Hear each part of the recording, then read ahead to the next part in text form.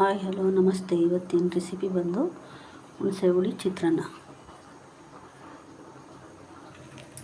First ಬಾಣಲಿ ಇಟ್ಕೊಂಡು ಅದಕ್ಕೆ ಎಣ್ಣೆ ಕಾದ್ಮೇಲೆ ಎಣ್ಣೆ ಹಾಕಿರಿ.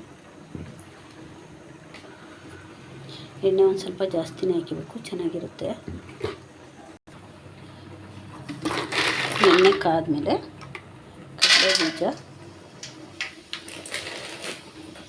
ಕಡಲೆಬೇಳೆ, ಸ್ವಲ್ಪ ಉದ್ದಿನಬೇಳೆ ನೀಟಾಗಿ ಫ್ರೈ ಆಗಲಿ.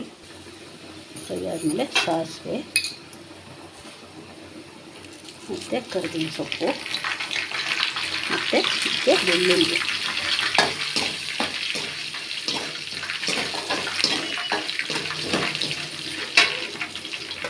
ಹಾಕಿ ಚೆನ್ನಾಗಿ ಫ್ರೈ ಆಗಲಿ. ಆಮೇಲೆ ಹಸಿಮೆಣಸಿನ್ಕಾಯಿ,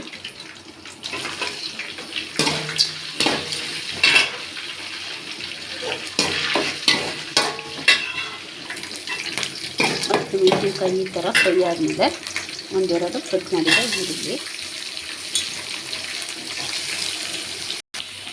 ಇದು ಫ್ರೈ ಆಗುವಾಗ ಸ್ವಲ್ಪ ಉಪ್ಪು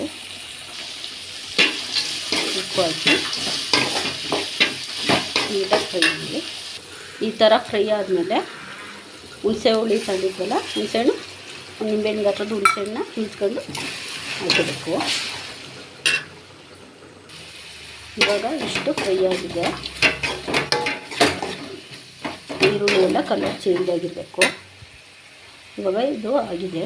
ಲಾಸ್ಟ್ಗೆ ಕೊತ್ತಂಬರಿ ಮತ್ತು ಸ್ವಲ್ಪ ಕಾಯಿ ಹಾಕೋಣ.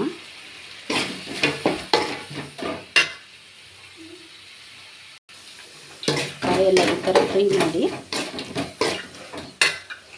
ಲಾಸ್ಟ್ಗೆ ಸ್ವಲ್ಪ ಅರಿಶಿನ,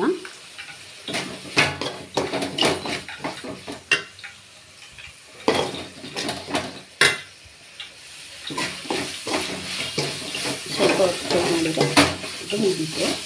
ಇದಕ್ಕೆ ಅನ್ನ ಕಲಿಸ್ಕೊಳ್ಳೋಣ. ಇದು ಜೀರಿಗೆ ಲಾಸ್ಟಿಗೆ ಆಫ್ ಮಾಡೋ ಟೈಮಿಂಗ್ ಮಾಡಿ ಹಾಕ್ಬೇಕು. ಹೀಗೆನ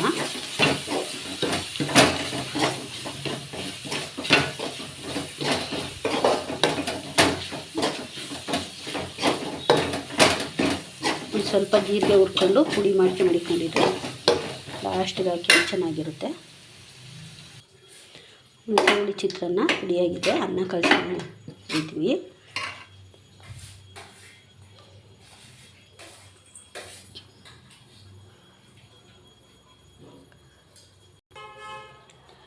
ಒಂದು ಸಲ ಮಾಡ್ಕೊಳ್ಳಿ, ತುಂಬ ಚೆನ್ನಾಗಿರುತ್ತೆ. Thank you.